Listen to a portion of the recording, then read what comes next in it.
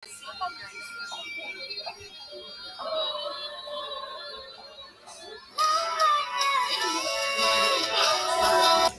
yang pada saat itu sebagai penerus dari runtuhnya Uni Soviet pada tahun 1990 menengahi gencatan senjata yang dikenal sebagai Protokol Bishkek, membuat Nagorno-Karabakh merdeka secara de facto pada tahun 1994 dengan pemerintah yang memproklamirkan diri di Stepanakert. Namun dalam hal ekonomi, politik, dan militer, Nagorno-Karabakh masih bergantung pada Armenia.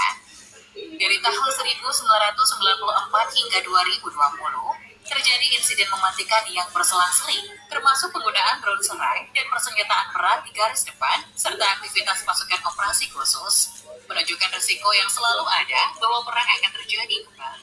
Seperti pada bulan April 2016, pertempuran yang paling sengit sejak tahun 1994 terjadi selama 4 hari di garis pemisah yang menghujam wilayah tersebut, menewaskan ratusan orang di kedua sisi. Setelah 4 hari bertempur, kedua belah pihak mengumumkan bahwa mereka telah sepakat untuk menghentikan permusuhan. Namun, gagalnya pembicaraan mengakibatkan kedua belah pihak saling menuduh melakukan pelanggaran gencatan senjata dan ketegangan kembali terjadi. Puncaknya pada tahun 2020 setelah beberapa dekade pertempuran kecil, Azerbaijan memulai operasi militer yang menjadi perang Nagorno-Karabakh kedua dengan cepat menerobos pertahanan Armenia. Azerbaijan yang didukung oleh Turki meraih kemenangan gemilang dalam perang 44 hari yang menewaskan sedikitnya 6.500 orang. Dalam perang tersebut, Azerbaijan berhasil merebut kembali sebagian Karabakh. Penggunaan drone yang dibeli dari Turki dan Israel diduga sebagai salah satu alasan utama kemenangan Azerbaijan. Rusia, sekutu perjanjian Armenia yang juga memiliki hubungan baik dengan Azerbaijan, turun tangan untuk menurunkan gencatan senjata.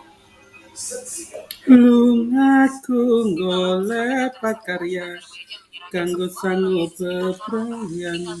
Armenia di Karabakh dengan wilayah yang jauh lebih kecil. Kesepakatan ini mengatur agar pasukan penjaga perdamaian Rusia dikerahkan ke Karabakh untuk menjaga satu-satunya jalan yang tersisa yang menghubungkan daerah kantong dengan Armenia yang disebut Koridor Langit dan pembangunan rute baru di sepanjang koridor. Azerbaijan pun berjanji untuk menjamin keamanan lalu lintas di sepanjang koridor di kedua arah. Namun kenyataannya, kesepakatan itu tidak berjalan semestinya. Pada tahun 2022, risiko konflik militer antara Armenia dan Azerbaijan kembali meningkat akibat gagalnya upaya mediasi, peningkatan militerisasi, dan pelanggaran gencatan senjata yang sering terjadi.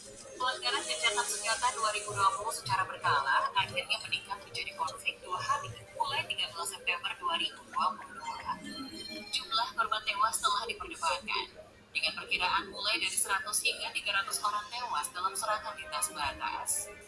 Azerbaijan melancarkan serangan ke beberapa lokasi dalam wilayah Armenia yang memaksa evakuasi lebih dari 2.700 warga sipil. Armenia dan Azerbaijan saling tuduh menyalahkan karena memprakarsai kekerasan. Terlepas dari fokusnya pada konflik di Ukraina, Rusia mendapat pujian karena berhasil menengahi gencatan senjata antara pihak yang bertikai. Tidak hanya di Nagorno-Karabakh, ketegangan juga merembet di antara Nakhchivan dan Armenia.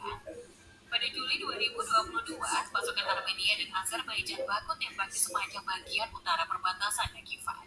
Hal ini terjadi di